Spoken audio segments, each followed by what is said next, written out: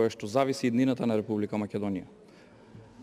Од оваа статистичка операција, која што треба да биде статистичка, а не политичка, зависи и развојот и на економијата, и на образованието, и на земјоделието, и на сите други регионални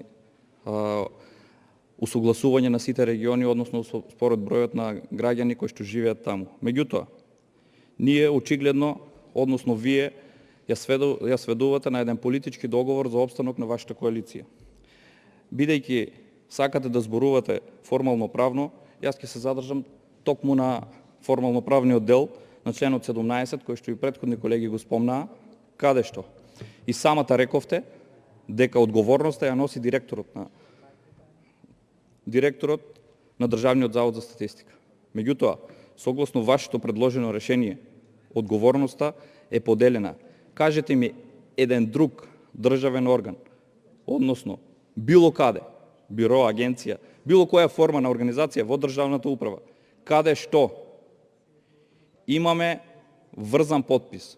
Ова не е на ниво на директор и на заменик на директор. Ова е врзан подпис. Заменик директорот го заменува директорот во случај на неможност истиот да ја обавува функцијата или други околности од кои што е спречен да ја врши функцијата.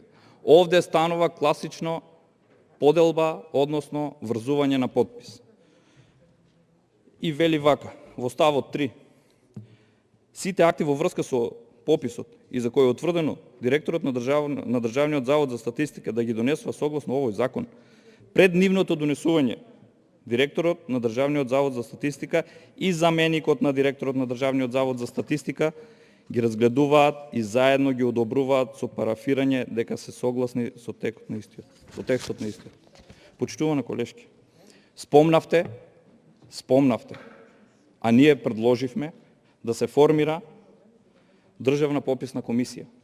Во вашиот говор изразивте огромно непочитување на собранието, со тоа дека немало демократски капацитет и ако се предложило ова, ќе сме заглавиле во лавиринтите на предлагање на стручни луѓе кои што би ја обавиле и би ја спровеле оваа статистичка операција од која што, ќе повторам, зависи иднината на Република Македонија.